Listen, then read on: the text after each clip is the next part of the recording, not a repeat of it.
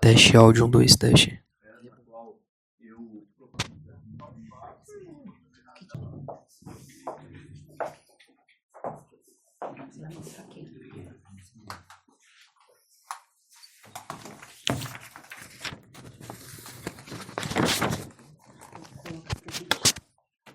Ok, gente, vamos dar continuidade aqui na nossa super live, falando agora sobre problemas de estômago, intestino, outras coisas associadas.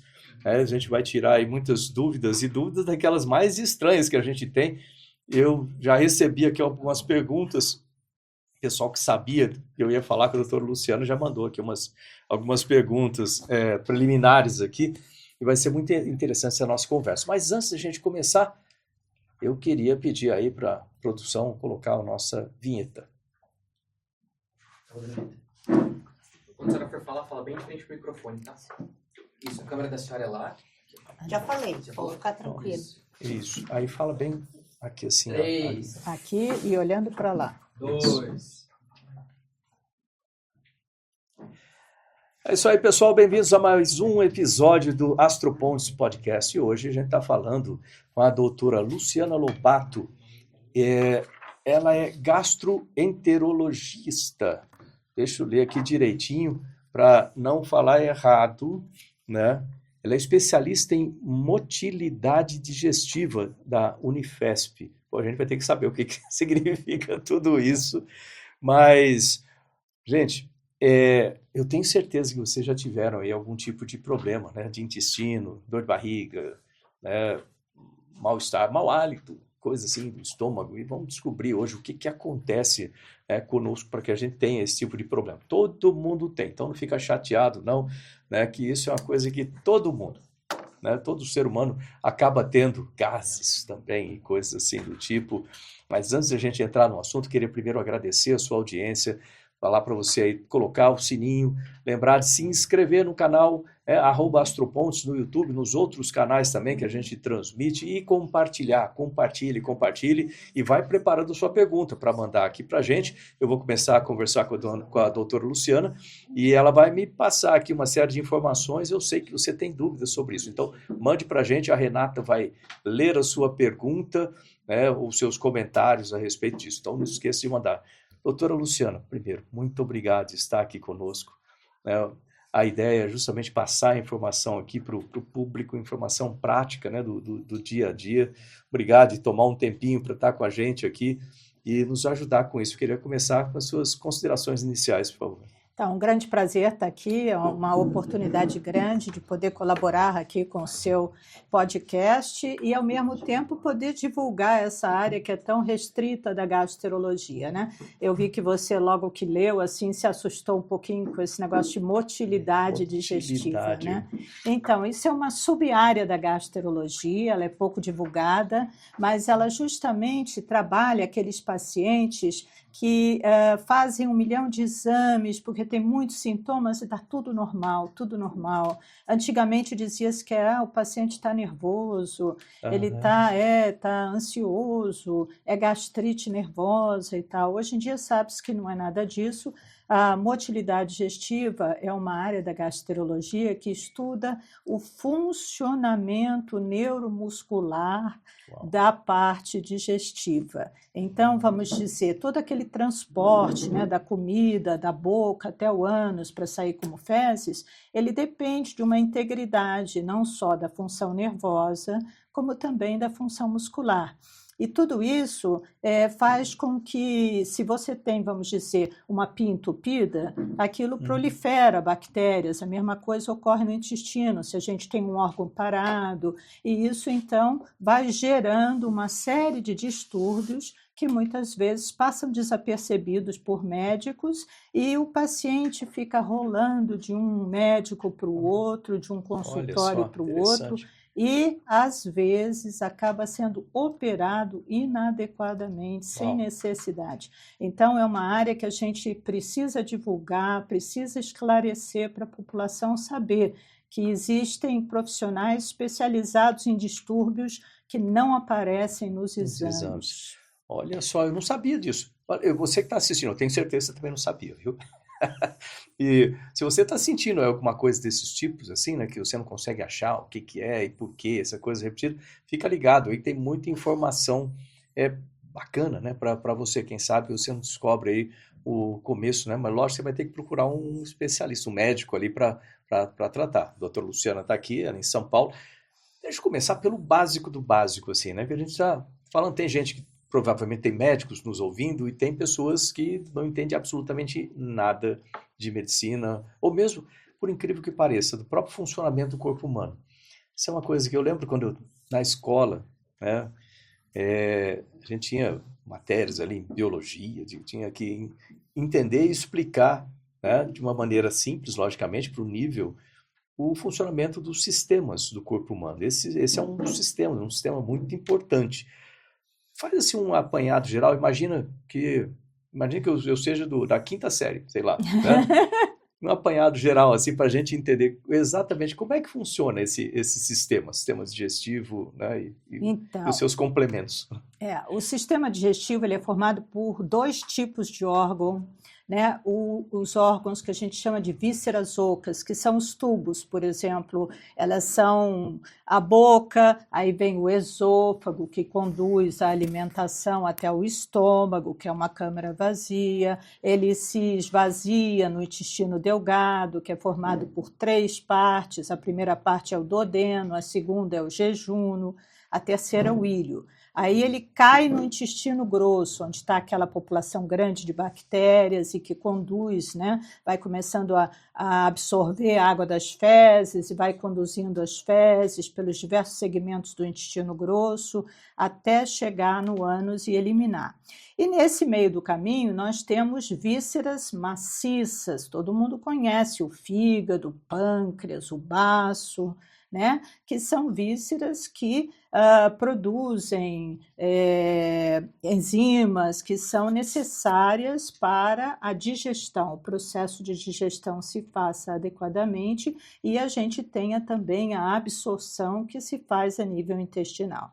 Então, tudo isso funciona como uma orquestra e não precisa de maestro, eles funcionam harmonicamente e existe o chamado cérebro intestinal, que liga-se ao cérebro central. Então, a gente observa que muitas doenças da motilidade digestiva, elas estão associadas a alterações psicológicas, quadros emocionais, e elas ocorrem, se manifestam principalmente quando o paciente está acordado. Quando a gente desliga o cérebro central, o cérebro intestinal respira, trabalha tranquilo, o paciente dorme bem, não tem diarreia à noite, não tem distensão, acorda com a barriguinha chapada, aí o dia começa e as coisas vão se seguindo, à noite ele parece estar grávida.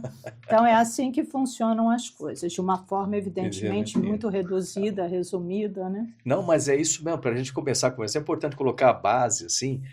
E aí, enquanto estava falando, eu estava lembrando, porque todo mundo já teve algum tipo de problema nesses sistemas, né? De algum jeito a gente fica muito susceptível a isso. Mas tem alguns órgãos, assim, que eu tenho certas dúvidas de como funcionam.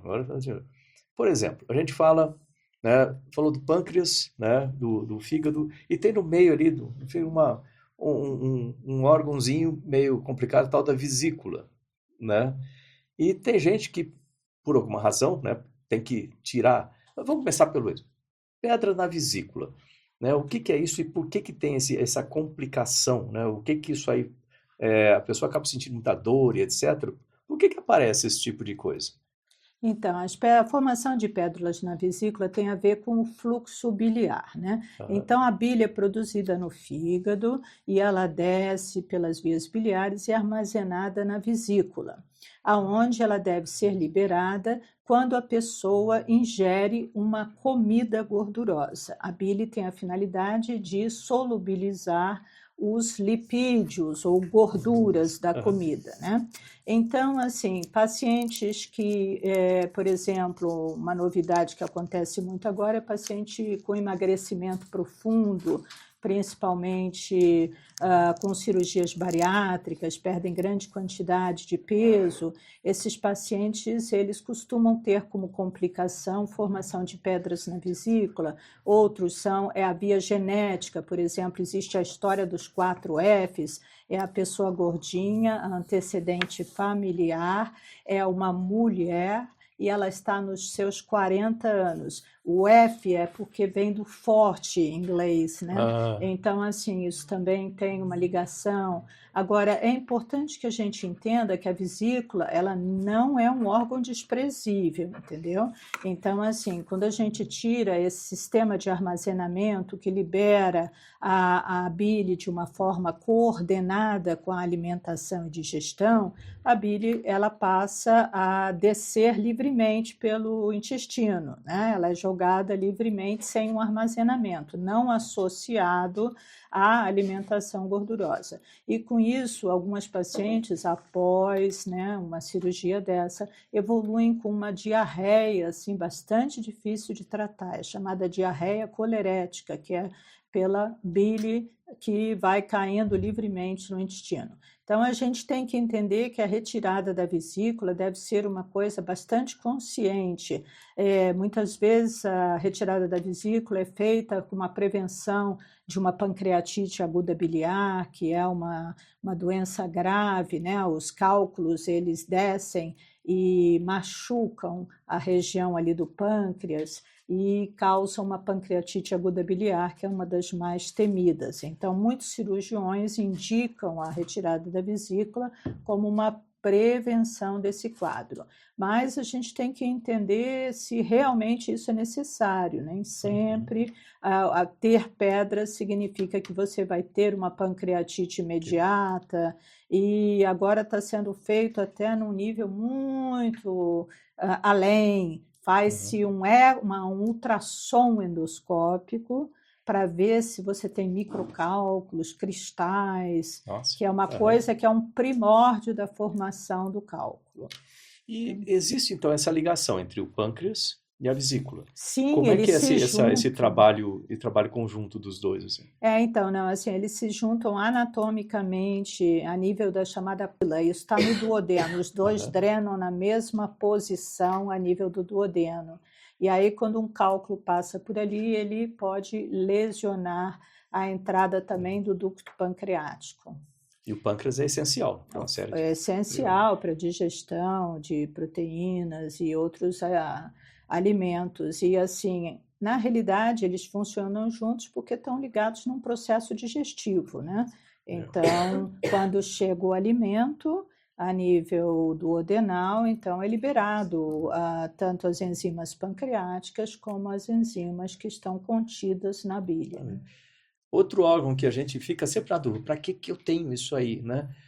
Aliás, eu já recebi muita pergunta, assim, gente, que o pessoal fala assim, você teve que fazer cirurgia para tirar o seu apêndice antes de ir para o espaço? Muita gente acha isso. Eu não sei se no passado isso aí foi feito, acho que nunca foi feito, não. Eu não tive que tirar nada, né? A gente olha, faz exame, logicamente, mas nunca tive que tirar nada por causa de voo espacial. Mas o apêndice, para que ele serve? Por que está lá? Né? Porque muita gente acaba tendo que tirar. Tem apendicite, aquela coisa, tem que tirar, e às vezes em emergência, né? Tem que tirar. Ele teve alguma função no passado, será? Esse órgão que está ali?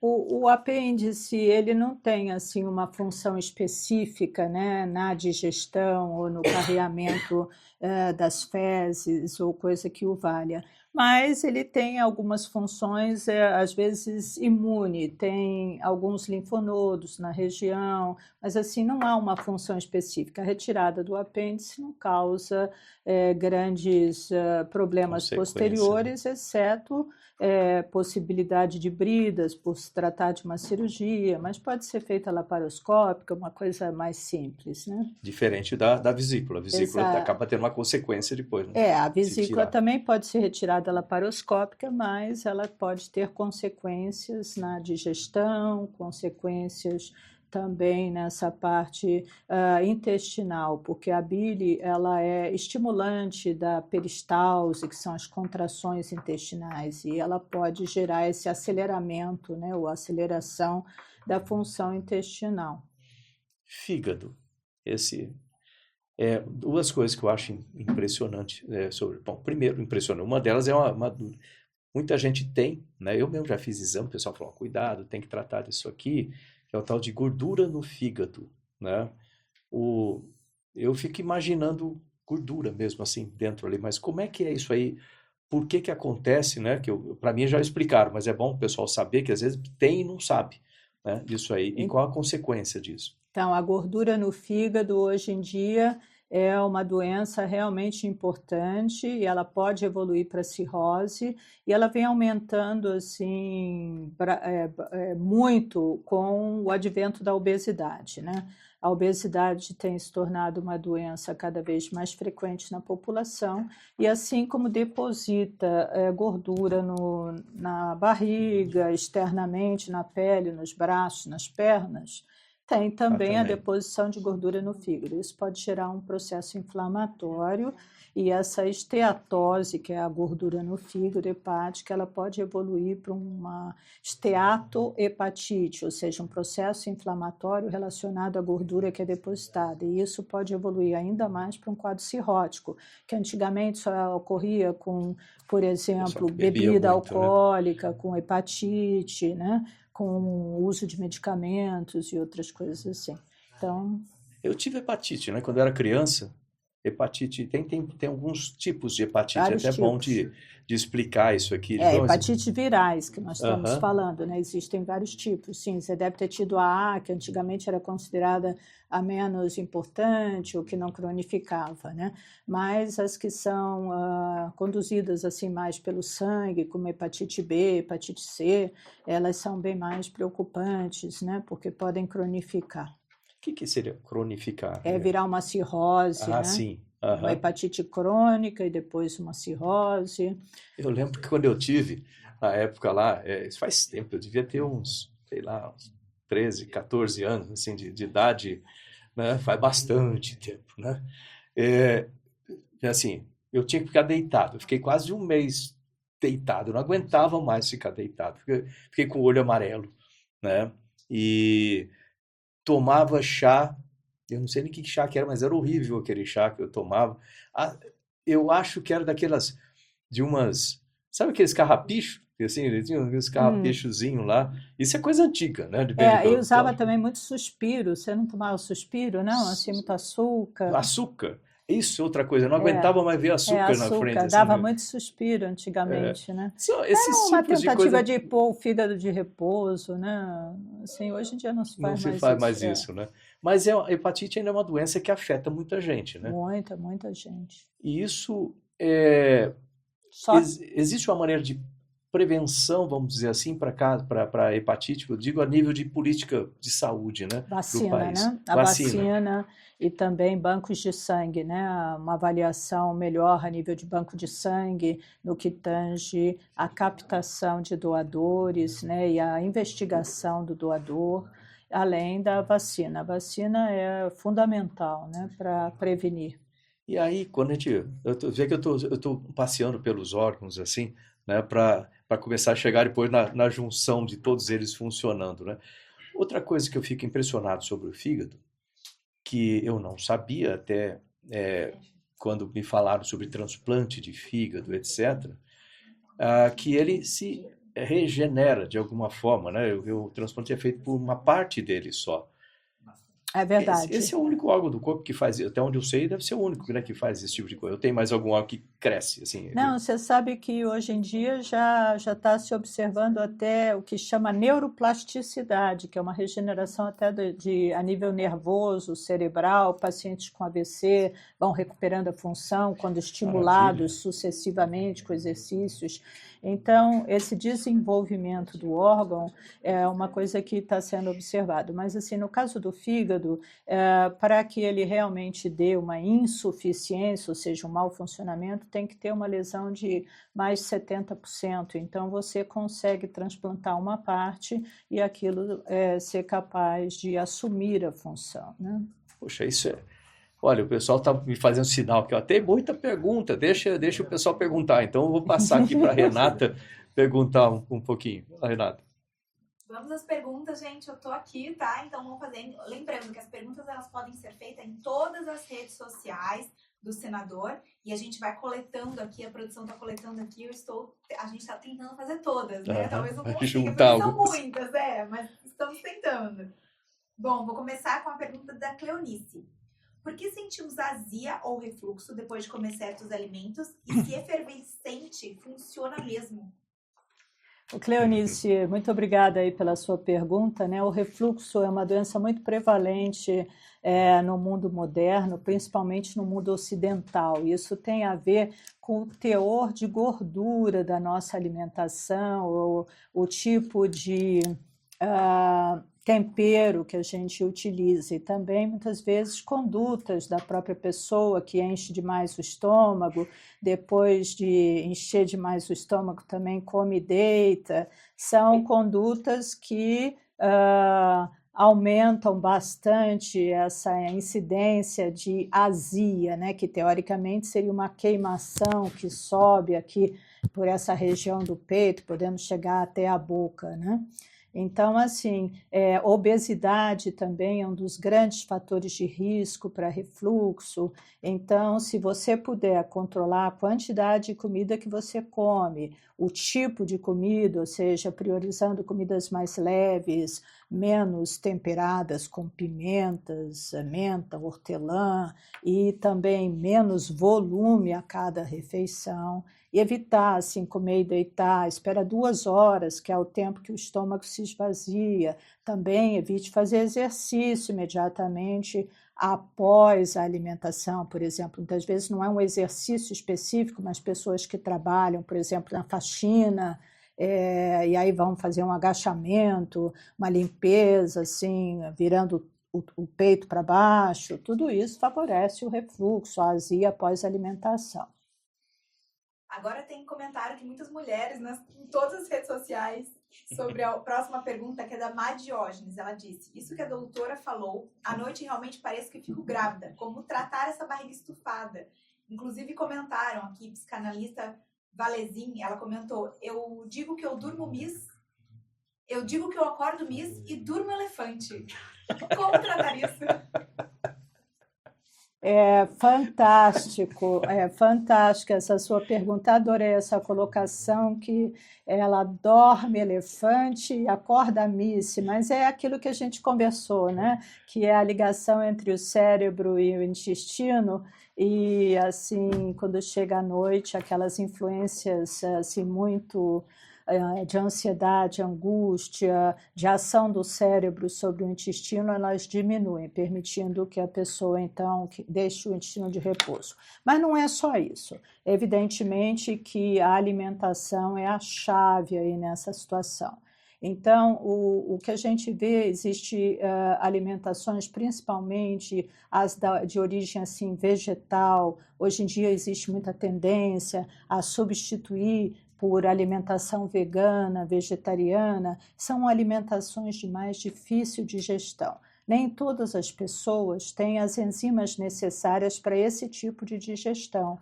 Então, esses alimentos, eles passam a ser não digeridos e eles caem no intestino, onde eles são fermentados pelas bactérias que estão na nossa flora.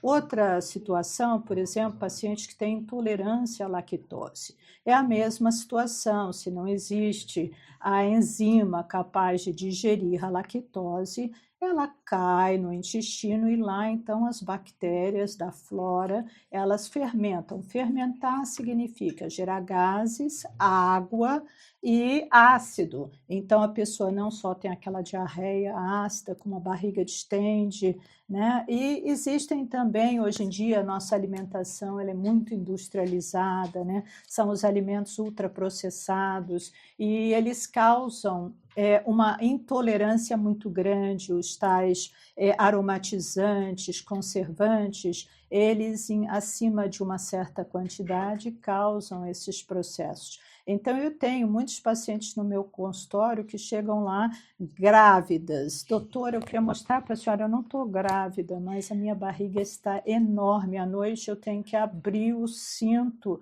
porque não vai cabendo, não cabe mais, eu não consigo fechar, ou então eu vou soltando os botões, etc.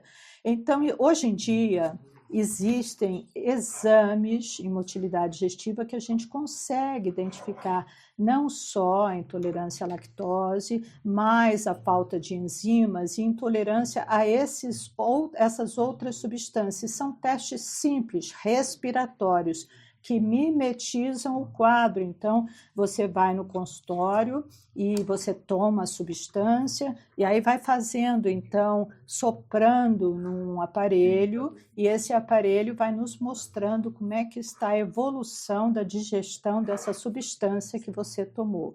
E se você realmente for intolerante, durante o exame você apresenta exatamente os sintomas que você tem na sua casa. E como essas substâncias existem em diversos alimentos, as pessoas elas não sabem identificar o que causou. Doutora, minha dieta é todo dia a mesma coisa, é super boa, eu como tudo certinho, a minha nutricionista que me orienta, etc. Mas eu tenho isso. Então, a gente precisa ter isso em mente. Infelizmente, não existe uma receita de bolo para tratamento, né? A gente precisa identificar qual a substância que está gerando essa intolerância para poder, então, indicar um tratamento mais direcionado e adequado. Porque existe na rede, as pessoas veem, né, a dieta FODMAP, que foi indicada para o tratamento do colo irritável, mas ela manda tirar uma série de alimentos e se torna muito difícil de conviver com essa alimentação. Então, eu no meu consultório, eu não sou assim partidária de tirar tudo. Eu gosto de identificar e aí então eu tiro aquilo, né, pontiformemente para poder favorecer a vida do paciente, sem falar que existem algumas intolerâncias, né, em que a gente repõe a enzima e não retira a alimentação. Só que a pessoa tem que lembrar de tomar a enzima na hora certa, que é antes de comer o determinado alimento, né? Vou aproveitar aqui a resposta que a gente passou um pouquinho sobre veganismo. A Luísa Baroni perguntou: é verdade que a dieta plant-based pode melhorar a saúde e que nosso sistema digestivo não foi feito para digerir carne? Depois que me tornei vegana, nunca mais fui ao hospital com problemas de refluxo e afins. Então, na realidade, refluxos e afins, né, a carne, em geral, é um alimento gorduroso, enquanto que a alimentação à base de vegetais, em geral, ela não é gordurosa, né? Ela é uma alimentação que, em geral, é feita no vapor, ou ela é cozida ou assada, então ela não tem essa característica. E por isso ela, neste caso específico, ela é melhor. Mas sabe, Luiz, as pacientes muitas vezes que mudam de uma dieta normal para uma dieta vegana, elas têm dificuldades como distensão, porque o organismo também não tem todas as enzimas necessárias à digestão de alguns alimentos. Então, a gente vê muito isso em pacientes que têm intolerância à lactose, que troca o leite de vaca pelo leite vegetal. E aí, então, ele começa a ter dificuldade de digerir o leite vegetal. E aí ele tem distensão e não identifica, porque ele come aquilo misturado com outras coisas. Então, a dieta vegana é boa em alguns casos, mas não é todo mundo que se adapta bem. Deixa eu fazer uma pergunta, que isso aqui está surgindo um monte de coisa aqui. Eu estou passando, que eu já tinha umas perguntas anteriores também, sobre vamos dizer assim, a operação de comer. Vamos chamar de operação de comer. Primeiro, tem gente que come muito rápido. Eu sou um desses. Não tem problema com isso. Tem gente que come muito devagar. né, que demora, mastiga cada pedacinho, assim, e tal. E o pessoal sempre fala assim, coma mais devagar, né, para saborear cada parte do alimento e tal, tal. Agora, sobre comer rápido também, eu não sei se é fato ou é teoria da conspiração isso aí, mas que o estômago ele precisa de um tempo para perceber, ou o estômago, alguma parte do organismo, tem que ter um tempo para perceber que você está cheio. Se você come muito rápido, você acaba comendo mais do né? que deveria comer. É verdade isso aí? E essa questão de quantidade, do tempo de comer, como que seria o ideal disso aí? Então, senador, essa é uma pergunta assim maravilhosa, né? Na realidade, assim, a digestão ela começa na boca. Então, nós temos a enzima que é a amilase salivar, que ela está na boca e ela digere, o primeiro passo para digerir proteínas, amidos, etc. Então, quando você mastiga bem, você permite que essa enzima atue sobre aquela comida ainda na boca. Então, ela já chega semi-pré-digerida. Aí aquilo vai descendo ao estômago, né? Aí vem a outra pergunta, que é comer rápido, o estômago não percebe. Na realidade, vou contar uma coisa assim, um pouco mais técnica, mas que é muito interessante e as pessoas não têm ideia. O estômago, o fundo do estômago, o estômago é formado por 3 partes. Tem o fundo, o corpo e o antro. Cada parte dessa tem uma função. O fundo do estômago, ele tem um negócio que é chamado acomodação. Então, quando você come, ele se dilata para receber a comida.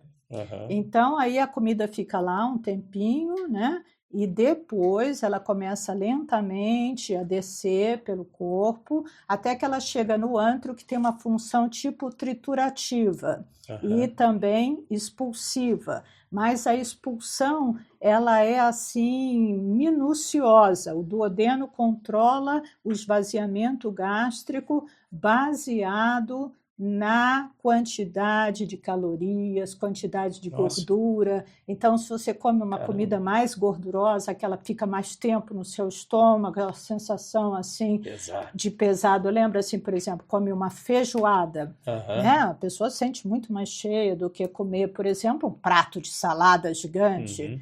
Ou assim, ela come uma churrascada, né? Então, são essas coisas. Então, assim, muitas pessoas, elas sofrem de problemas digestivos relacionados à incapacidade do estômago de se acomodar à comida. Então, são pacientes que pouca comida, nossa, já está cheíssimo.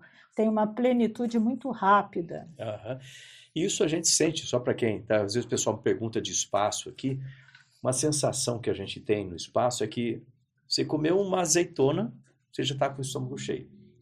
Ali tem um outro fator dentro disso, que é o 0G, né? Que aqui a gente tem a gravidade ajudando num sentido, além daquele movimento peristáltico, né? Que vai, no espaço a gente tem que contar com esse movimento o tempo todo, porque a gente não tem a gravidade ali para nos ajudar. Você está em qualquer situação. Seria basicamente como se comesse deitado, né? O tempo todo, que a gravidade não ajuda, não atrapalha, está ali no meio.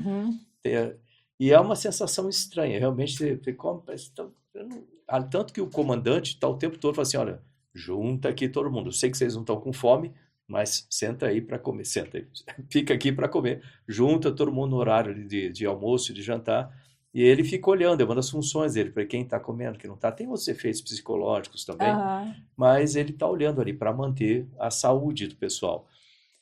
Dentro do nosso contexto aqui, né, a gente falou, então, comer devagar, então, é adequado. É importante, não precisa ser extremamente devagar mesmo, porque aí a comida vai esfriando. Vai ficando... mas assim, as pessoas vão embora da mesa e tornam antissocial, né? Mas assim, um chato. Mas assim, isso tem um limite, né? Assim, aquela pessoa que come em 10 minutos não está adequado. Desculpa. Em geral, 20 a 30 minutos é um período de refeição, né? Assim, agora... uma refeição de trabalho, né? Porque uma refeição social você fica um tempão ali. Outra questão que muita gente pergunta, e eu tenho, beber enquanto tá com bebê, que eu digo, não é bebida alcoólica, podia até Aham. ser, mas beber, Tomar tomar água, água, refrigerante, refrigerante. junto com a comida, ou antes, ou depois, como que é essa relação com a comida em si? Então, isso ocupa o mesmo espaço, né? Aham. Então, assim, a distensão do estômago vai ser maior. Sem falar que, assim, beber dentro da alimentação, você dilui as enzimas, então você diminui a eficácia digestiva, né? Então, assim, sugere-se que não ultrapasse um copo de 250 ml ou 180, que é um copo americano, e que você ou beba antes da sua refeição ou depois, né? Então, 1 hora depois ou 1 hora antes. Aí, de novo, a gente vai somando as coisas. Meu pai, ele falava assim, olha, para beber água antes da... Eu ia beber água. Às vezes, moleque, tá na rua, chegava antes do almoço ali, né? Aí, morto de sede, aí bebeu, não bebe tanta água antes de comer que você vai... Ele falava, vai lavar o estômago. É isso E mesmo. aí, né, é certo isso? Então, ele lava o estômago, o que tem lá dentro vai sair. Então, as suas enzimas digestivas, o seu ácido gástrico são importantes na digestão, eles são diluídos. Então, você vê como leigo, dentro da sua sapiência popular, ele tem Tava um certo, então. conhecimento, né? Outra coisa que ele falava, tinha à noite, né? Mas eu percebo, até hoje eu uso, né? Ficando mais velho tem essas questões também. Antigamente, se eu comesse meia-noite e fosse deitar, parece que não fazia muito efeito, normal. Hoje em dia eu tenho que tomar um cuidado com isso. Se eu comer um certo horário, for deitar, eu vou ficar, não vai bater legal. Sabe que você deita e fica com isso. De É novo, verdade, é demora um assim. tempo e muda com a idade isso? Não, não muda com a idade, mas Ah, assim, é por causa do esvaziamento gástrico, né? A gente calcula que o esvaziamento gástrico demora em média 2 horas.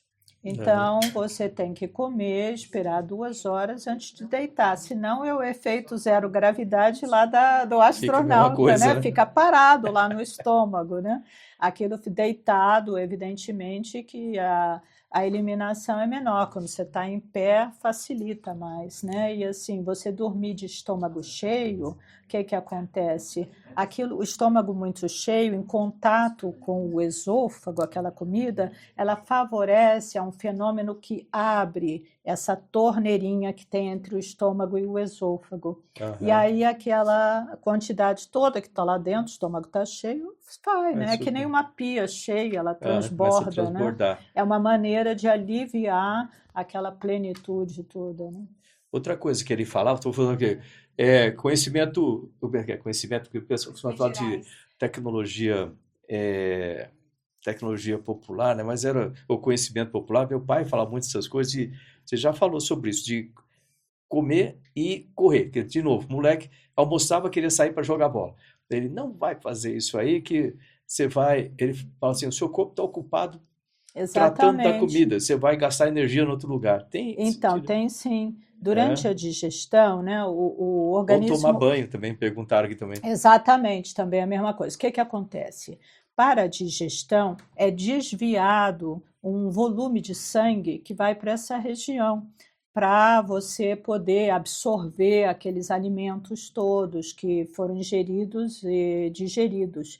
E aí você vai fazer uma atividade física, você precisa mudar o fluxo de sangue para o Músculo, né? músculo, né? Então, assim, é sempre o organismo prioriza o cérebro, mãos, rins, e no momento da digestão ele leva uma quantidade de sangue grande para essa região do estômago. Aí você faz uma atividade física, ele tem que interromper essa absorção para levar sangue também para os músculos. Ou Então, seja, assim, seu seu Virgílio pai era estava um certo. sábio, né? Olha só. Tá vendo? Ó, Renato, alguma outra? Tem muita pergunta. Sei que o pessoal não fazendo sinal. Deixa eu perguntar Tem aqui. pergunta, tem muita perguntas. As pessoas estão amando, aproveitando para fazer as próprias consultas aqui, eu tô percebendo. Que bom, vamos ver se a gente pode ajudar. Com certeza. Uma pergunta de Lucas Amaral. Boa tarde. O que causa o refluxo gastroesofágico crônico? E a cirurgia para corrigi-lo pode prejudicar a digestão? Então, Lucas, o refluxo, né, por si só, ele é uma doença crônica. Isso é uma coisa que causa muita dificuldade para o paciente entender. Eles chegam no consultório dizendo assim, doutora, eu não melhoro nunca desse refluxo. Eu tomo remédio para o estômago, eu faço o tratamento que o médico manda 3 meses, eu paro o remédio, volta tudo. O refluxo, ele é crônico. E ele está associado a não só alterações anatômicas, como ao funcionamento local. Essa junção entre o esôfago e o estômago, ele tem mecanismos que podem relaxar espontaneamente essa região, favorecendo o refluxo pós-alimentação, e um dos gatilhos é justamente uma alimentação copiosa, ou seja, encher demais o estômago, etc. E com relação à cirurgia, eu agora há pouco falei, né, que o estômago é formado por fundo, e o fundo ele é capaz de acomodar a comida, etc. O que acontece na cirurgia? A cirurgia, né, ela pega esse fundo do estômago e envolve ao redor do esôfago para diminuir essa possibilidade de volta, ou seja, ela faz uma válvula naquela região. Se eles usam o estômago enrolando ao redor do esôfago, evidentemente que acabou a acomodação do fundo gástrico, ele não tem mais essa capacidade de comer, o estômago abre, recebe, é chamada acomodação receptiva, né? Recebe, fica lá um tempinho e depois vai descendo. Então, muitos pacientes no pós-operatório, assim, nos primeiros meses, se sentem muito desconfortável e não consegue comer a mesma quantidade de comida que ele comia antes. Mas a cirurgia, ela, quando bem indicada e realizada em boas mãos, ela é um bom tratamento para a doença do refluxo. Ótima e completa resposta, hein, gente?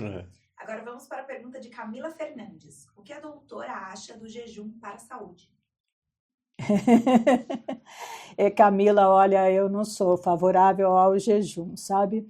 Eu acho que assim, o tubo digestivo ele não foi feito para ficar em jejum períodos longos, né? Isso faz com que as enzimas digestivas fiquem em contato com a parede dos órgãos, né? E isso pode dar sintomas. O hálito também, a gente ainda não falou nada de hálito, né? Mas existe um tipo de halitose, né? A halitose é o mau hálito, que está associado ao jejum prolongado. A pessoa acorda de manhã com um cheiro ruim na boca, porque ela ainda não bebeu nada, não comeu nada, então, assim, não houve uma atividade de liberação de saliva a nível da boca, dos dentes. Então, assim, eu particularmente não sou uma partidária do jejum, mas eu sei, tem sido utilizado assim, longamente, largamente, por profissionais para emagrecimento, etc. Eu já acho que existem outras formas de emagrecimento mais saudável. Por exemplo, o intestino é difícil funcionar com jejum, depende dos períodos de jejum, o tempo que você vai fazer, etc. Agora vamos a mais uma pergunta de Ronaldo agora. Fiz tratamento para H. pylori por conta de desconforto intestinal, mas ainda sinto um pouco de refluxo e desconforto, dependendo do alimento que consumo. Pode ser que o H. pylori tenha voltado? O que é isso? Só pra... Então, o H. pylori é digamos grosseiramente, né, uma bactéria que foi identificada por médicos da Austrália e eles foram prêmio Nobel. Nossa. Essa bactéria ela é associada à recidiva de úlceras pépticas. Na época é identificado isso. Posteriormente, hoje em dia é identificado que ele é um grande fator de risco para câncer gástrico. Uau. Então, assim, o H. pylori, ele aqui no Brasil, ele tem uma prevalência de mais de 70% da população. Nossa! Então, é um risco muito grande. Indica-se que você deve tratar essa bactéria sempre que identificado. E, evidentemente, isso pode gerar, né, assim, resistências, necessidades de tratamento mais a miúde, né? Então, assim, aqui no Brasil, assim, em geral, não se realiza o teste respiratório para o H. pylori, mas ele pode ser pesquisado sem fazer endoscopia através das fezes. Então, eu sugiro que se você está sofrendo dos mesmos sintomas que você sofreu quando foi diagnosticado com H. pylori, que procure um profissional de saúde e faça a pesquisa do antígeno do H. pylori nas fezes para ver se realmente você foi recontaminado e se precisa tratar de novo. O pessoal perguntou ali meio os sintomas. Tem sintomas? Então, os sintomas são de dispepsia, de má digestão. Às vezes é dor de estômago, às vezes estômago cheio, às vezes náuseas, né? E assim, o H. pylori ele é implicado até também no mau hálito, ele pode colonizar os bolsões assim ao redor dos dentes, né, na periodontite, também causar ser parte dessa gênese. Então, assim, é uma bactéria que realmente ela deve ser tratada. Existem consensos mundiais no tratamento do H. pylori, nesse sentido preventivo do câncer, porque ele gera uma gastrite atrófica que causa problemas que evoluem para o câncer gástrico. Olha, falou do estômago. Deixa eu te fazer uma pergunta. Que teve mais de um amigo meu, teve alguns já, que fizeram essa cirurgia de redução de estômago, né? Primeiro, eu falo assim, porque eu estava com o estômago dilatado.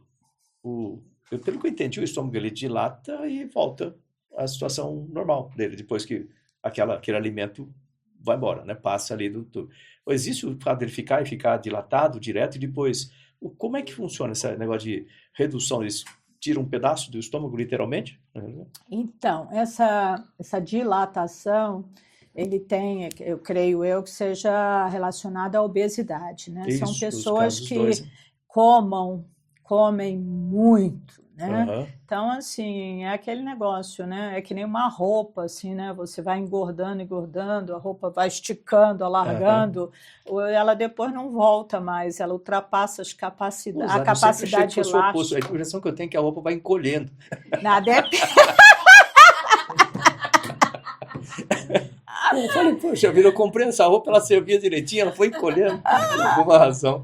Então, depende, se essa sua roupa tem lycra nela, né, aí ela vai largando, depois que você tira ela, está desse tamanho. Então, a mesma coisa ocorre com o estômago, quando você come muito, em grande quantidade, aquilo gera uma dilatação.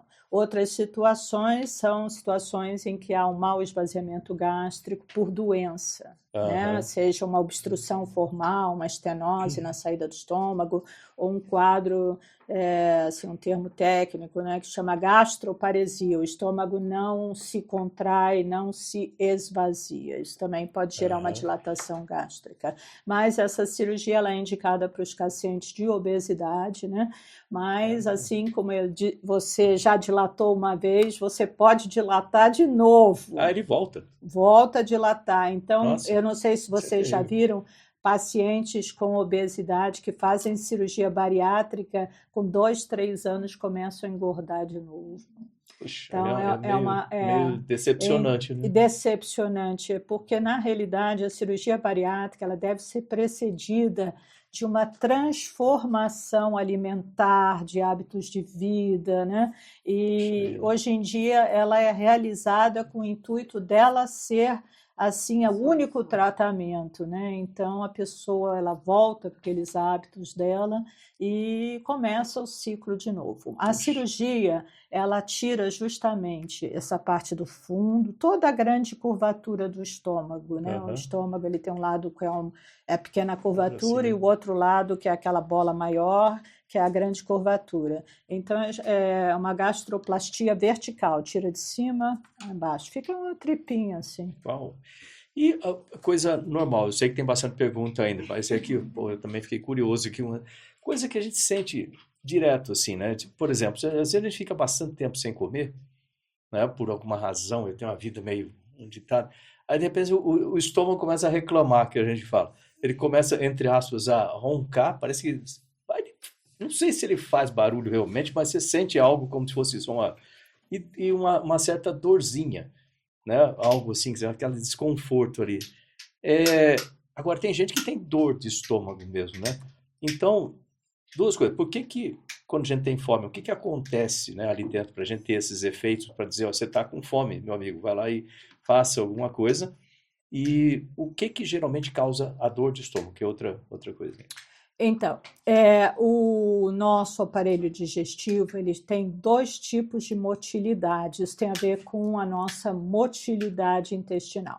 Então, assim, durante o jejum, nós temos, ou depois que a gente se alimenta e fica sem comer, nós entramos num período que é chamado período pós-digestivo. E nesse período pós-digestivo, o organismo aproveita para limpar todos aqueles resíduos, controlar as bactérias, eliminando aquilo. Então, ele se movimenta ativamente. Isso tem um nome chamado complexo migratório motor. Isso é tecnicamente explicado. Então, no período de jejum prolongado, o organismo entra nesse período de limpeza, ele se contrai mesmo. Se a pessoa é bem magrinha, ela escuta esses barulhos, né? E pessoas mais gorduchinhas não escutam tanto, Então, isso é uma coisa interessante. Com relação à dor, né? Por isso que eu não sou muito partidária do jejum. Realmente, assim, o estômago muito vazio, né?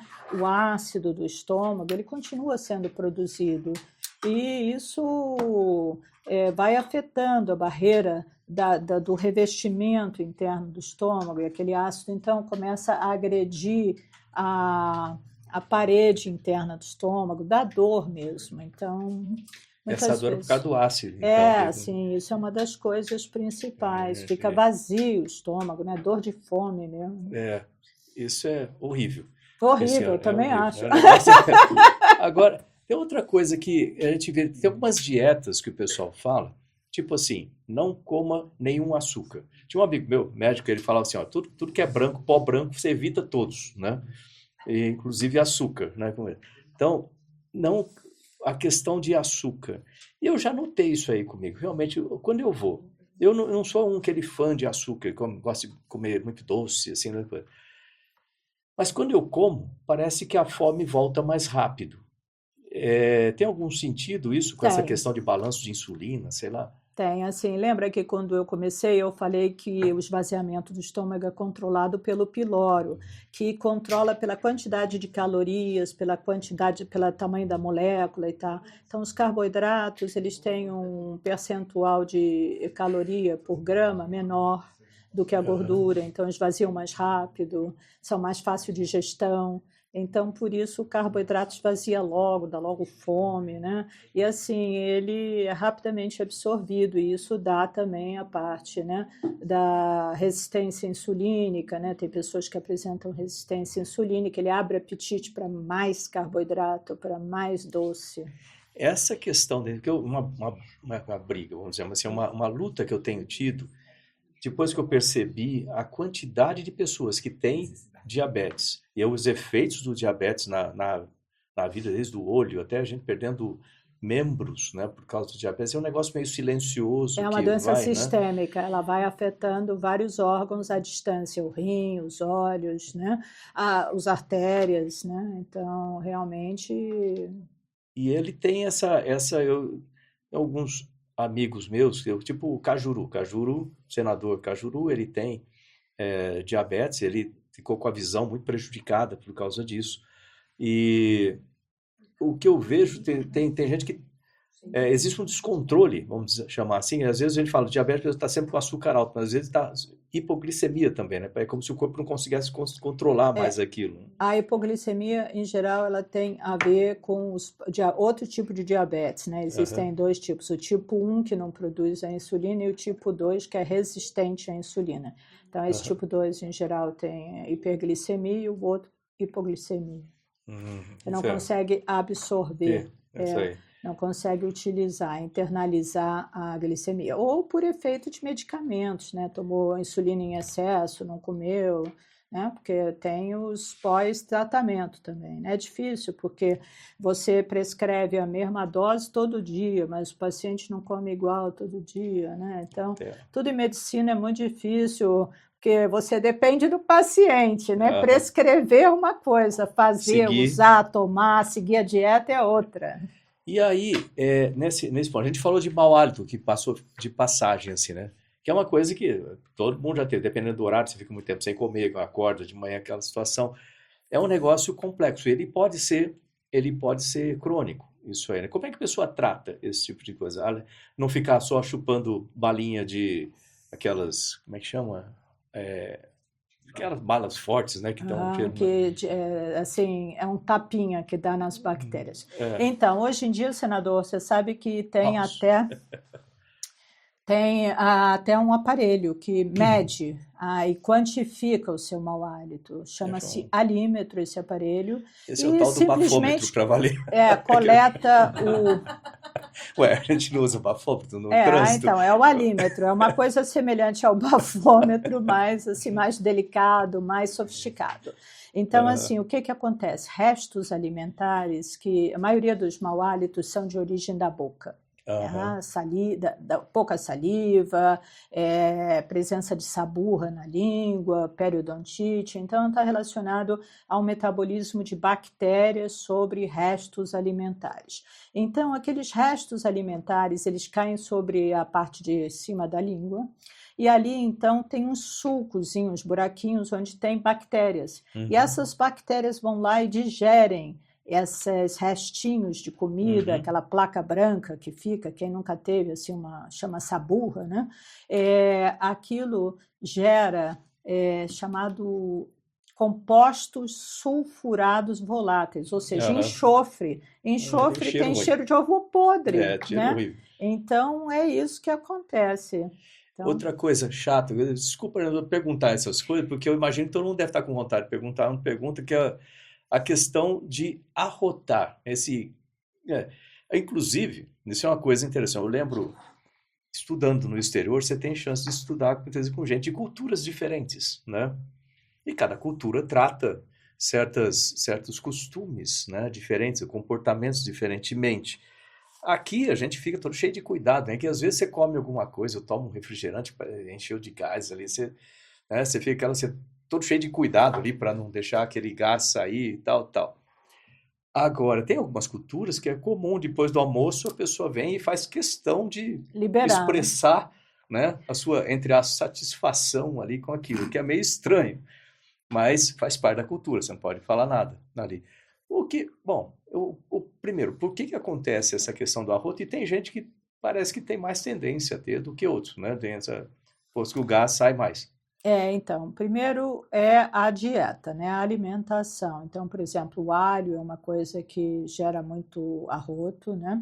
E bebidas gasosas. Tudo que tem gás, quando ingerido em excesso, aquele estômago, ele distende e ele tem que ter uma válvula de escape. O arroto é uma válvula de escape, né? Então, ele elimina aquilo. Alimentação rápida, né? Você põe muito ar junto com a colherada, então aquele ar também tem que sair, né? E as pessoas que são arrotadoras crônicas, elas geram um ciclo de geração de nitrogênio, elas são arrotadoras crônicas, elas engolem e arrotam, e engolem de novo e arrotam, cada arroto daquele elas engolem mais ar e arrotam de novo. Meu Deus. Então, assim, e existe um outro tipo, assim, que é mais raríssimo da minha área, que são pessoas que arrotam, não arroto do estômago, arroto que sai do cima do estômago. Esse é um quadro muito raro, acho que é mais para super especialista.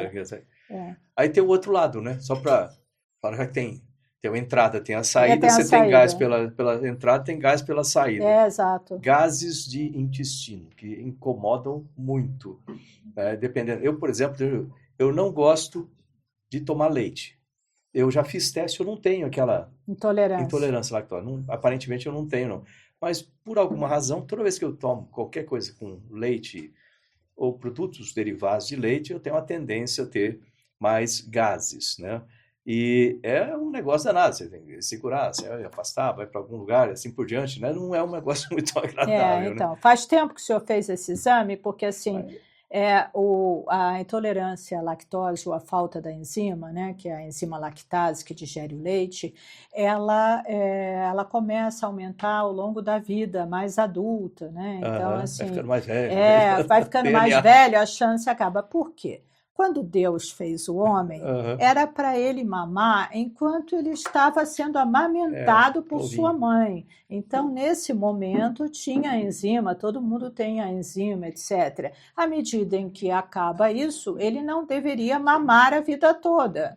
Então, a enzima não foi feita para durar a vida toda. Evidentemente que tem várias pessoas que a enzima dura a vida toda, mas para outras não. Então, assim, a grande incidência da falta da enzima que digere o leite é a partir dos 40 anos. Então, as pessoas não tinham, mas eu não tinha isso, eu me enchia de iogurte, não sei o quê, e agora eu tenho.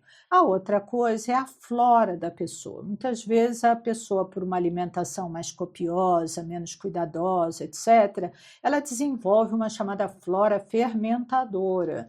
E essa flora, ela fermenta tudo. Fermentar gera gases, né? E também excesso de carboidrato, também o carboidrato, ele estimula essa flora fermentadora e a digestão dele gera isso também.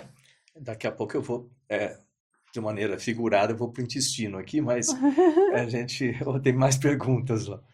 Ainda sobre, vou pegar um gancho da pergunta da Beatriz Alcântara, que ela perguntou, já foi respondido, porque há alimentos que fazem a gente soltar mais gases do que outros. E também aproveitando, o cheiro do pum tem a ver com a alimentação? Sim, tem a ver, sim. Tem alimentos que geram eliminação de gases mal cheirosos, né? Então, assim, alimentações muito proteicas ou ricas em carboidratos, em geral, elas estimulam uma flora mais fermentadora e com mais cheiro. Então, sim, a alimentação determina. Então, tem muitas pessoas que têm problema com feijão, grãos, que é uma enzima, né? Chama alfa-galactosidase, essa enzima, que várias pessoas não têm. E, assim, a eliminação de gases desses alimentos é extremamente mal cheirosa também. Então, com certeza, a alimentação determina o odor e a quantidade também. Agora, uma pergunta de Maria Conceição. Doutora, quando você sente muito a boca azeda, você acha que é falta de algum alimento? Falta de algum alimento? Não, eu acho que assim, boca azeda, eu não sei quantos anos ela tem, mas assim, isso pode acontecer. A gente tem um quadro em motilidade digestiva que chama síndrome da boca amarga. Essa pessoa, assim, você procura refluxo, não tem, você procura outras alterações, não tem, às vezes você faz uma avaliação da boca, né? Aí você observa que ela tem várias obturações metálicas que geram uma corrente elétrica a nível da boca, chamada corrente galvânica, que pode dar essa coisa, ou então, às vezes, pós-menopausa, falta de saliva, dá esse gosto, parece que queima a boca, ou ela é amarga, tem alterações desse tipo. Então, assim, eu sugiro que ela procure uma avaliação de um profissional na área que seja capaz de ajudar. Agora mais uma pergunta aqui, pode ir? Vai lá. Agora uma pergunta de Breno Queiroz. Existe chocolatra mesmo? Brena, desculpa. Existe chocolatra mesmo? Quem tem a necessidade de comer chocolate, independente da minha TPM, eu juro que preciso de chocolate. O chocolate é um carboidrato, né, que dá muita energia e também estimula a serotonina, então, assim, dá prazer, satisfação. Então, quanto mais você come, mais dependente você fica, né? Então, é bem nessa linha, né? Olha só, o pessoal tá falando, tem que falar de vez em quando, falando para você que está assistindo aí, obrigado pelas perguntas, Não se esqueça do sininho, não se esqueça de compartilhar, se inscrever no canal. As perguntas têm um catupilhão aqui que estão chegando, porque o assunto é muito interessante, né? Essa coisa que é impressionante, que é o dia a dia da gente, assim, né? Queira ou não queira, tá? E por mais, às vezes, estranho que seja, eu falar, vamos falar de pum, mas pô, faz parte, né? Todo mundo já passou por essa situação, tenho certeza. Tem alguma diferença por falar nisso? Uma pergunta meio estranha que me mostraram aqui. Falou de cheiro, né? E a questão de barulho, né? E por que isso aí acontece mais à noite também, né? A gente está mais relaxado à noite ou porque hoje a gente vive segurando e à noite acaba soltando? Então, essas coisas mexem um pouco assim com a intimidade da pessoa, né? Mas assim, você falou da cultura. Eu fui fazer os meus estudos assim de motilidade nos Estados Unidos e quando eu cheguei lá, eu me assustei porque as pessoas elas soltavam assim gases de forma barulhenta. Nem sempre era fedorenta, mas é barulhenta sempre, né? O barulho ele tem a ver com a pressão que gera a nível do ânus. Então, é a movimentação das válvulas lá embaixo, né, da saída. Então, você faz aquela força para soltar e aquilo, então, faz esse barulho pela vibração local, assim. Então, por exemplo, tanto é que se você está num local social, aqui no Brasil, né, porque em outros locais isso não é assim problema, então você segura assim, né? Você se contrai lá embaixo para soltar devagarzinho, para não ter esse problema, né? Fazer barulho. Faz mal segurar? Faz, porque aqueles gases ficam lá dentro, né? Que dá dor, depois vai inchando, né? A barriga assim. O ideal é você liberar, né? Todos nós temos gases, é normal formar gases. Gases em excesso é que não é adequado, né? Então, basicamente é isso. Deixa eu passar para o intestino. A gente falou bastante do estômago, né? Vamos passar para o intestino. Primeira coisa que me surpreendeu quando me falaram o tamanho do intestino. A gente acha, tipo, tá dentro da barriga da gente, não é tão grande assim, o comprido, né? Mas são metros de intestino, né? Exato, então nós temos o intestino delgado, que é bastante longo, né?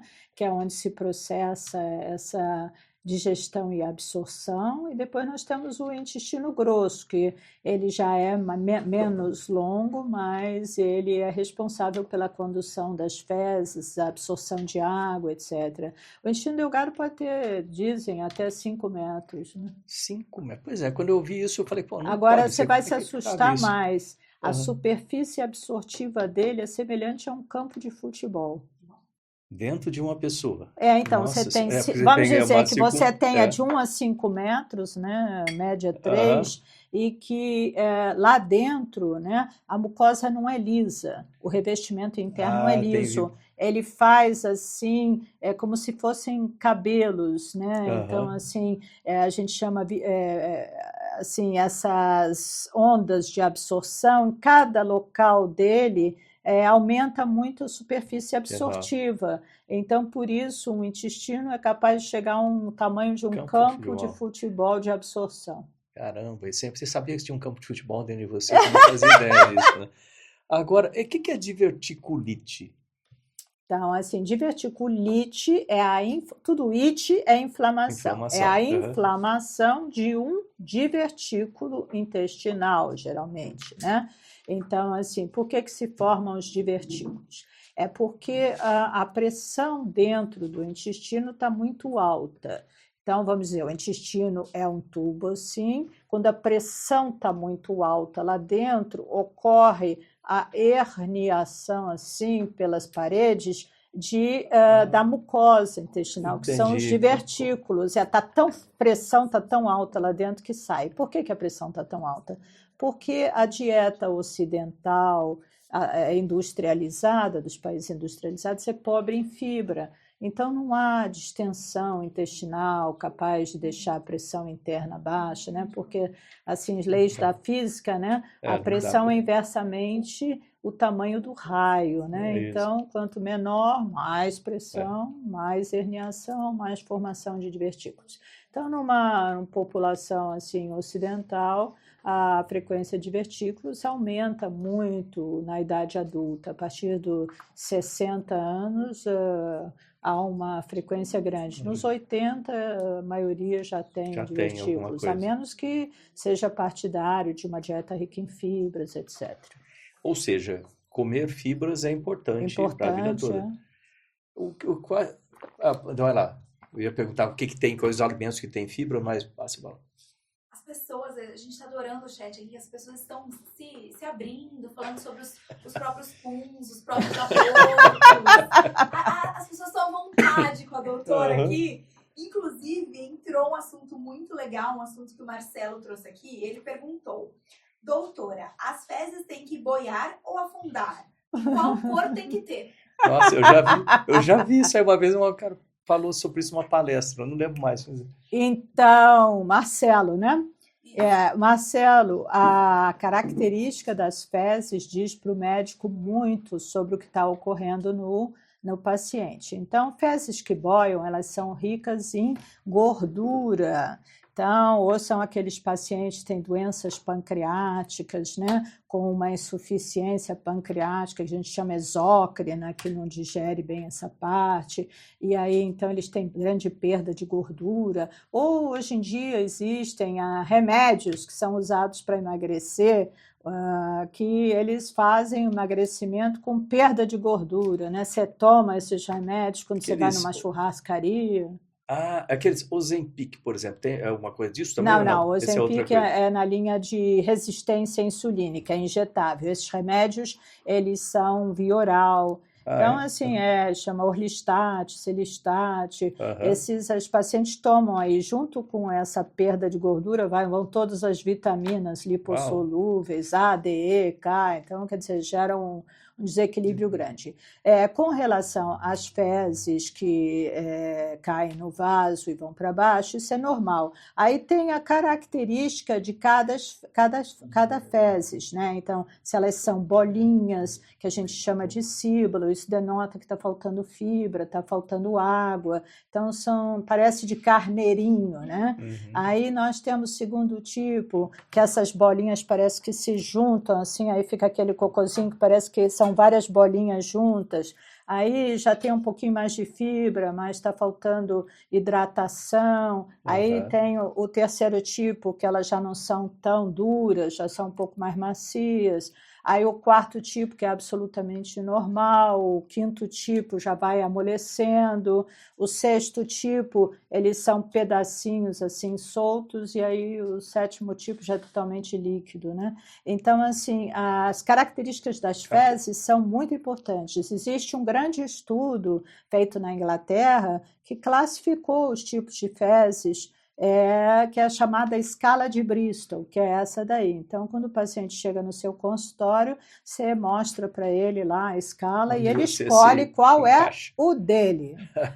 E só um pouquinho, uma outra, como é que vou chamar assim, como é que é? Sabedoria do seu Virgílio, lá do tempo do sítio e tal. Meu pai tinha só o ensino primário, que o pessoal falava na época.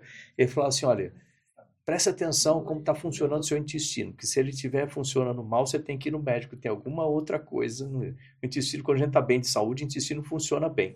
Então, o intestino tem uma capacidade, vamos dizer assim, de conectar com... Assim, são as chamadas doenças sistêmicas, né? Então, assim, por exemplo, quem tem hipotiroidismo, tudo funciona lentamente, então você pode ter um intestino, uma constipação por um hipotiroidismo. Você, vamos dizer, está com câncer, come pouco, então evacua pouco. Então, sim, existem influências de doenças sistêmicas que atuam sobre o intestino, alterando seu funcionamento. Existem doenças reumatológicas, destroem a musculatura do intestino.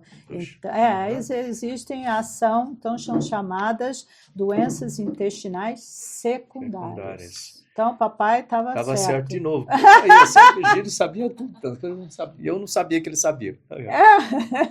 Renato. Bom, gente, mais uma pergunta aqui, agora de Gabi. deixar os grãos de molho realmente ajuda ou é mentira? Mesmo eu deixando feijão de molho, o meu pum tem cheiro podre quando eu como. Nem eu aguento. Nem deixar com limão na água do molho ajuda? Então, não. Então, ela tem toda a razão. As pessoas fazem muito isso, mas é uma questão enzimática, entendeu? Nos Estados Unidos, assim, tem uma empresa que fabrica feijão em lata, que ela criou um remédio que tem o mesmo nome do feijão, que é para a pessoa poder comer bastante feijão e não sentir mal, né? Agora, uma próxima pergunta da Kátia Eugênio. Antes, eu vou só dar uma pausa, porque tem muita gente entrando agora e não entendendo por que a gente está perguntando cor de cocô, formato de cocô. Só que toda essa live está sendo muito importante. É mesmo, isso aí. senador? Gente, é o seguinte, deixa eu falar contigo aqui, ó. Estamos aqui conversando com a doutora Luciana Lobato, ela é gastroenterologista, né? Deixa eu ler de novo o nome aqui, que eu não vou dizer, especialista em motilidade digestiva da Unifesp. E o assunto aqui está justamente nesse sistema, né, que tantos problemas trazem para tanta gente. Todos nós já tivemos algum tipo de coisa, seja no estômago, duodeno, intestino e etc. Então, tudo isso são ocorrências normais da vida, mas são importantes ser discutidas que, às vezes, dentro de uma dica, um sintomazinho desse aí, de repente a gente pode descobrir alguma coisa que pode ajudar muito a saúde da pessoa, né? Com certeza. As doenças da motilidade digestiva, elas acabam com a qualidade de vida do paciente. Então, o paciente vira um escravo, assim. Então, eu não viajo de avião porque eu não sei se o banheiro vai estar disponível na hora que eu preciso. Eu não vou mais, assim, eu saí do meu trabalho porque eu tinha que viajar. E na estrada podia ter trânsito e eu não consegui chegar até o próximo banheiro. Então, assim, em várias situações, eu me sinto envergonhada, essa barriga que cresce, isso é uma dor constante, eu não consigo comer nada. Então, o distúrbio é benigno, mas o efeito dele acaba com a qualidade de vida. A pessoa fica suando antes do tempo até, né? Você começa a suar, passa mal, fala, puxa, eu vou ter que fazer alguma coisa, fica com medo. Ela também, tem, então ela sofre por antecipação. Então tá aí, gente, só para embasar para quem tá entrando no meio, porque essa live está sendo muito, muito, muito importante para todo mundo. Tô vendo, inclusive, as pessoas em todas as redes aqui aproveitando para fazer suas perguntas e continuem fazendo. É isso aí. Agora eu vou entrar com uma pergunta da Lu. A Lu pergunta: fale mais sobre cores de cocô. É verdade que muito claro pode ser doença? O meu está muito claro. Então, assim, a gente diz, né, que quando o cocô está muito clarinho, que pode ser alguma obstrução a nível das vias biliares, né, o paciente está com hepatite, né, chamada acolia fecal, cocô sem cor. Mas pode ser que o tipo de alimentação dela, ou alguma coisa, se ela não tem uma doença evidente, que tem a ver com a alimentação, ou a cor não seja a cor que a gente está pensando, que é chamada de massa de vidraceiro, né? Essa que não tem cor, que tem a ver com obstrução de vias biliares e tem a ver com essa parte de hepatites e etc. Então, é sempre bom, se ela se sente mal, está perdendo peso, está com outros sinais, investigar, né? Eu acho que tem que prestar atenção na constância também, né? Quer dizer, a gente tem um costume. Por exemplo, vai no banheiro, acorda, vai ao banheiro, aí depois só vai à noite. De repente começa a ir várias vezes ao dia, começa a mudar a cor, mudar. Mas você sabe que a frequência intestinal considerada normal é bem variável. É considerado normal você ir de 1 a 3 vezes por dia ou uma vez a cada 3 dias, até uma vez a cada 3 dias. 3 dias? Nossa. É considerado normal. Normal ainda. E outra, falando de cor, né? Já aconteceu comigo lá atrás. De repente comecei a ter dor de barriga, diarreia. E ficou verde, né? Assim, era verde. Estranho. Eu não tinha comido muito vegetal, não. Assim. Às vezes a gente assusta, né? Às vezes você vai e come aquela beterraba. Aí você vai, olha, eu comi beterraba, tá certo. Aí, então, esse verde aí pode ser uma aceleração, está saindo mais o suco gástrico junto, ou mais sem digestão, né? Então não mistura bem. Assim, você vê, é importante essa questão de cores também. Deixa eu fazer mais uma pergunta com relação a intestino. Uma coisa que eu ouvi de um médico, conversando com ele, que para mim, não parecia estranho assim falar sobre isso. Mas ele fez uma relação entre intestino. Primeiro, a quantidade, que ele me falou, a quantidade de bactérias que a gente tem dentro, que era uma coisa que eu não imaginava. Isso normal, bactérias boas, vamos chamar assim, né? Tem uma quantidade enorme de bactérias que estão trabalhando ali dentro. Ou seja, é todo um ecossistema ali, né? Funcionando lá dentro. De repente, elas podem se desorganizar por alguma razão. E uma coisa que ele me falou, que aí sim me surpreendeu bastante, foi a relação entre o intestino e certas situações. Se a pessoa entrar em depressão ou ficar com uma situação, vamos dizer assim, mental ou emocional, por causa do intestino. Eu não fazia a menor ideia que tinha esse tipo de conexão. Então, assim, existe dos dois lados, né? A conexão do cérebro central com depressão, com quadros de perdas, etc., agindo sobre o intestino. E antigamente, assim, idos da história, né, falava-se sobre os humores. A pessoa está enfesado. Enfesado é cheio de fezes. Eu não tinha pensado nisso. Então, assim, tem essas coisas, né? Ele está colérico. Colérico. Tá cheio de bile. Poxa, olha. Então, assim, nos idos, né, de antigamente, medicina dos primórdios, existia essa ideia que o intestino ele comandava o cenário dos humores da pessoa, de como ela se sentia, né? Então, é interessante isso, e na época, o que fazia-se? Muito trabalho de clister, né? Fazia-se lavagem como terapia, né? Para melhorar essa parte. Mais perguntas, Renata? Bom, vamos continuar. Eu acho que deve estar cheio aí. Tá cheio, não, e eu gosto que as pessoas estão conversando entre elas, mandando dica pro outro, só que eu acho que é importante a gente ter profissional aqui, né, para responder essa dica. Essas dúvidas. E essas dúvidas, sim. Uma pergunta de Ellen. Viajo e não consigo fazer cocô fora de casa. Brinco que meu cocô é tímido. O que devo fazer? Isso faz mal?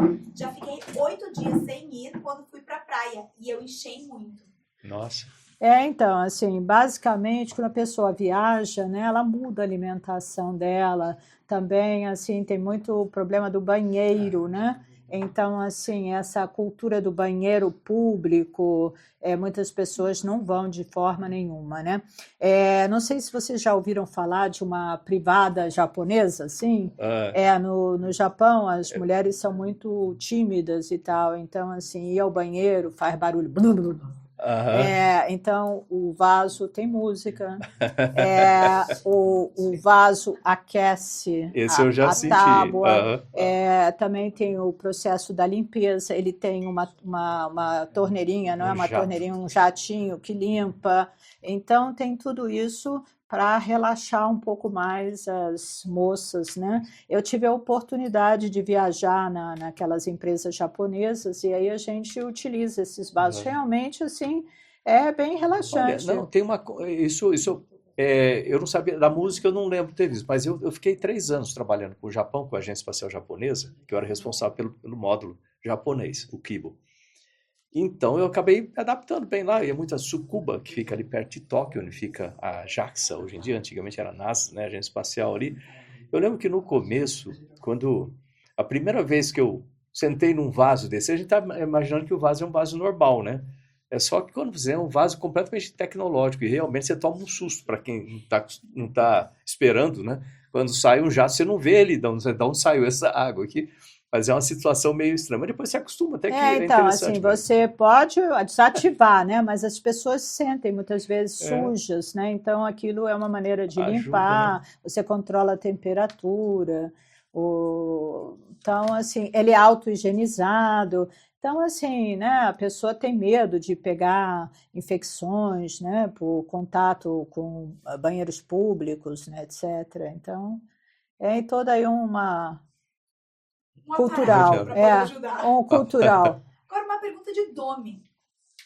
Um doutor disse que é preferível soltar gases do que arrotar. Isso procede? Assim, são gases diferentes. Os que saem por cima, eles não saem por baixo, são diferentes. A gênese é diferente. Então, os arrotos, eles têm mais a ver com uma produção alta, de vir junto com a alimentação e junto com a ingestão de líquidos gasosos, a alimentação muito rápida, engolindo ar, falando muito durante a refeição. E os gases de baixo, eles são produzidos geralmente a nível do intestino e tem a ver com as bactérias, com a alimentação, etc. Então, não dá para você transformar Misturar um os dois. arroto em gás ou um gás em arroto, né? Eles não se misturam. Não, são diferentes. Agora, mais uma pergunta, que não é sobre o cocô, mas é sobre a saída dele, né? O que causa, né? Uma pergunta aqui de Caio. O que causa hemorroida? Fora a dor dela, tem mais algum problema em ter hemorroida? Sim, com certeza. A hemorroida pode sangrar, né? Então, os pacientes com frequência podem perder sangue assim cronicamente pela hemorroida, né? E além, a hemorroida que dói é a hemorroida externa, né? A hemorroida que sangra é a hemorroida interna. São dois tipos, né? Essa que dói, ela em geral o paciente sente como uma bolotinha, assim, quando ele faz muita força para evacuar. Todas elas têm muito a ver com essa força para evacuar, pacientes, por exemplo, que tossem muito ou que são muito constipados.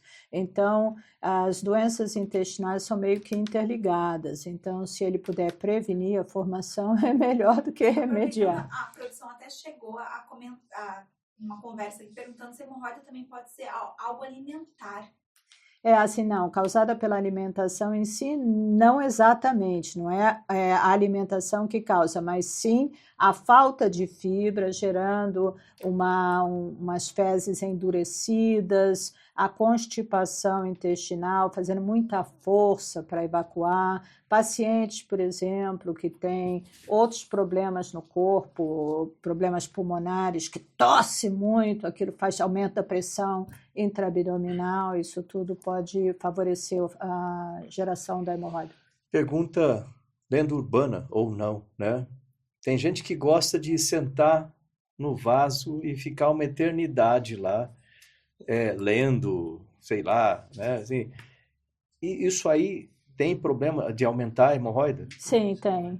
Não deve ficar lá eternamente. Assim, tem gente que faz isso esperando, né, para evacuar. Uhum. A gente recomenda que fique 15 minutos no máximo. Se não der certo daquela vez, sai e volta depois. Assim, Quantidade de água que a gente toma, falou tocou mais duro, né? Tem gente que não gosta de tomar água, toma muito pouco líquido durante o dia, né? Então, aqui eu já conversei sobre outras implicações, mas eu acho que o intestino aparentemente também precisa de bastante água. Né? 80% das fezes, elas são formadas por água e bactérias da flora, né? Então, a água é fundamental para o intestino funcionar bem. Então, sugere-se uma média de 2 litros por dia. Pessoal. Renata. Agora tem uma pergunta de Meire aqui. Espinha tem mesmo a ver com parte digestiva? Nenhum dermatologista sabe o que eu tenho, mas eu também descasco. Descasco? Então, assim, na realidade, descasca-se a pele sai, né? Então, assim, a espinha, não, ela não tem a ver com a parte digestiva diretamente. E sim, hormonal, assim, oleosidade da pele, maneira como faz a limpeza da pele, desobstrução dos poros, retirada de maquiagem, né? Existem algumas maquiagens que entopem os poros, favorecendo, então, o processo inflamatório, mas isso realmente é um quadro mais da dermatologia, né? Só aproveitando que foi uma moça que perguntou, etc., alguns quadros que a gente conversando com médicos, você vê que as mulheres têm uma tendência maior, ou os homens têm uma tendência maior de ter alguns tipos de problema. Problemas intestinais, de constipação, essas coisas, tem uma tendência maior de mulheres terem isso do que homens? Sim, mulheres mais frequentemente, né? As mulheres têm mais pudores, elas em geral estão sempre de dieta, comem pouca quantidade de comida, comem menos fibra, e também, além disso, fazem menos exercícios, estão uma vida mais sedentária, têm que cuidar dos filhos, às vezes esquecem de si próprio. Então, as mulheres são mais acometidas. Tem também as fases da vida, né, que mudam os hormônios, pós-menopausa, gravidez. Acaba interferindo, né? também. Então, também tem todo esse processo que afeta aí o funcionamento digestivo. Interessante. Agora uma pergunta de Mário. Meu primo faz cocô com um banquinho embaixo dos pés. Diz que essa é a forma correta de se fazer cocô. Isso existe mesmo, a forma certa? Bom, todo mundo tem a sua forma certa, né? Mas assim, é utilizado sim esse banquinho, principalmente para pacientes que têm alteração do assoalho pélvico. Agora vamos Nossa entender, senhora, né? o que é isso? O que é isso?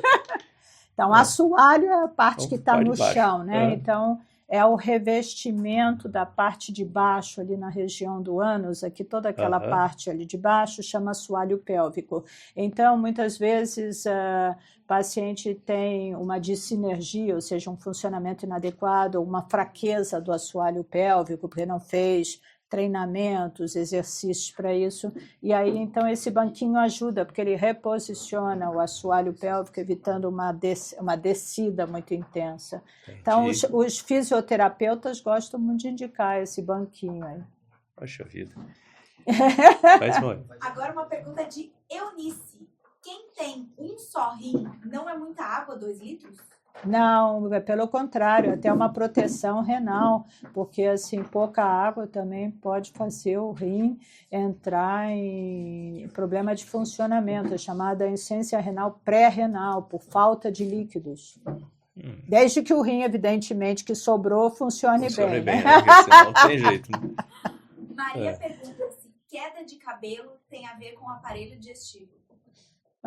Queda de cabelo, não, eu creio que não, acho que é mais fenômeno local, tem a ver com a alimentação também, né? A gente vê muito pacientes que fazem emagrecimentos grandes, eles com frequência perdem cabelo, mas aí falta de nutrientes suficientes, né? Mas a maioria das vezes fenômenos locais ou hormonais. Não. Luísa pergunta, então como emagrecer de forma rápida e saudável? Isso é uma receita do bolo. Se eu tivesse isso, estava milionária, né? Serviço para todo mundo. Todo mundo queria, todo mundo aqui ia ser cliente, né? Agora uma discussão aqui também no chat, vou até pegar a pergunta de Valdir, que é sobre também o cheiro das fezes, se tem a ver com alimentação ou problema de saúde. Tem a ver com a alimentação e com a flora intestinal. Então, assim, comidas proteicas, ricas em carboidrato, elas têm um cheiro mais forte. Também os grãos também dão. Então, é como falou uma aí que come feijão e as fezes têm um cheiro intenso, né? Então, tem sim a ver com o que você come. E com a flora intestinal, evidentemente. Eu sei que tem um monte de perguntas. O pessoal está me fazendo sinal de tempo aqui também. Eu estou aqui, não vai? Como é que estamos aí? Mas porque eu tenho um ponto aqui que eu gostaria ainda de colocar, que fica muito preocupante às vezes, né? Falou de emagrecer. Às vezes você vê pessoas, né? Eu acredito mais mulheres do que homens, que por uma vontade de emagrecer, acabam forçando vomitar. Né? Eu, por exemplo, eu detesto vomitar. É uma coisa assim, eu já passei por essa situação, todo mundo já teve, passa mal com uma coisa que você come ou bebe, uma coisa que...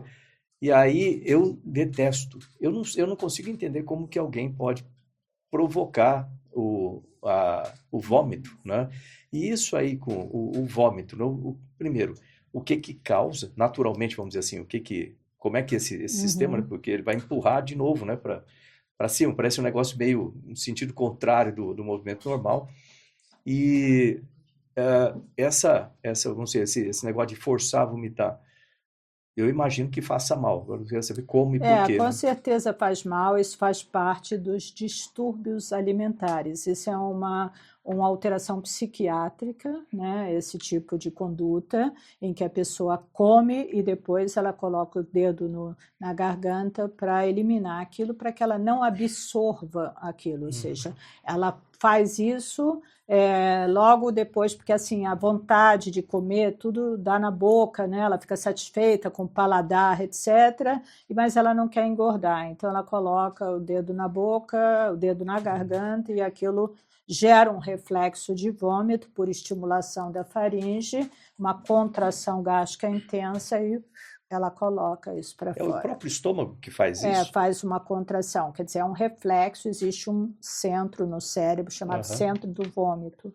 Então, quando você estimula algumas partes do corpo, você gera o reflexo do vômito, você estimula o centro do vômito. Uma delas é a garganta, né?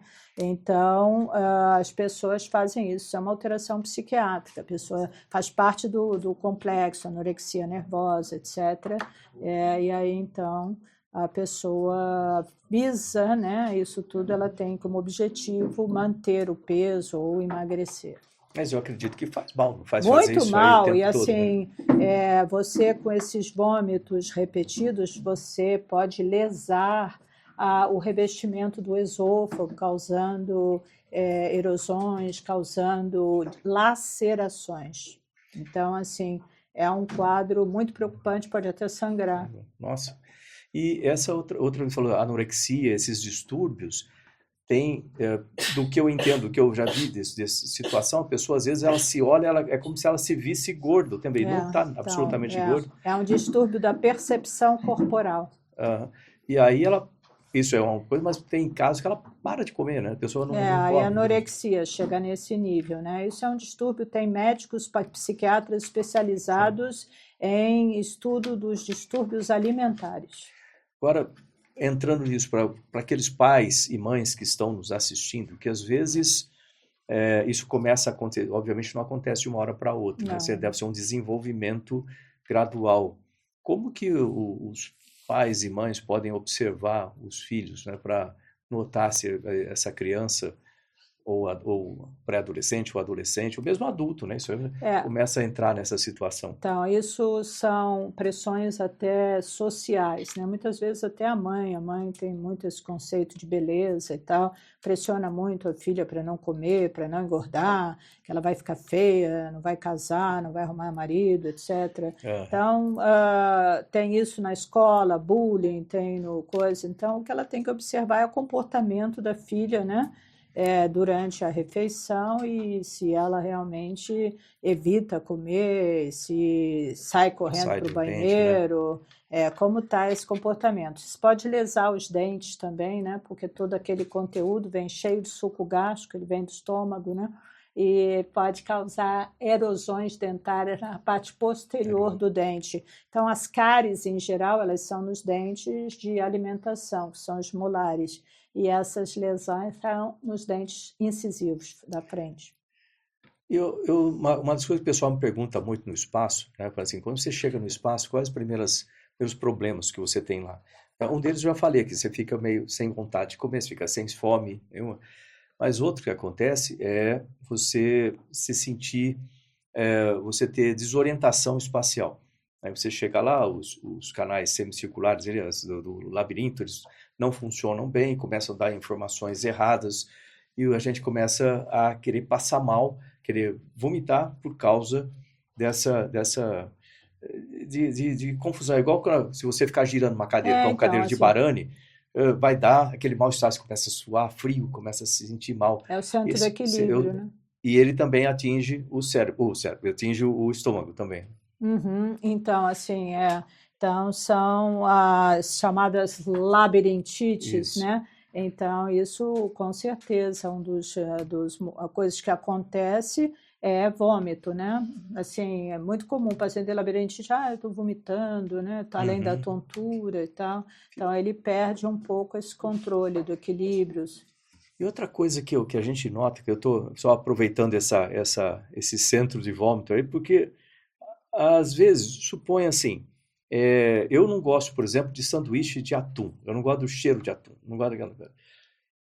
Dependendo do cheiro, dependendo da coisa, às vezes só olhar uma coisa, você já começa a ter uma tendência de passar mal, né? Ou seja, esse sistema ele tem uma influência muito grande no que a gente pensa ou nessa crença imediata ali sobre isso, né? A alimentação ela começa no pré-alimentar.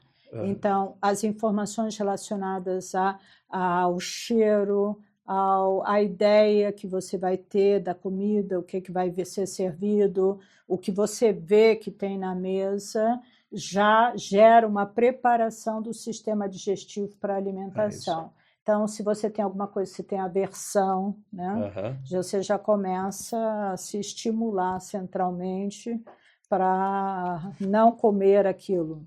Olha, eu prometo que é a última pergunta aqui, viu? Eu sei que tem um monte de gente para perguntar aí também, mas que vai falar, o tempo esgotou, aquela coisa toda, né? Que mulher grávida, quando começa a entrar, né, na gravidez, começa a passar mal e ter umas vontades estranhas, né? Isso aí eu já vi acontecer.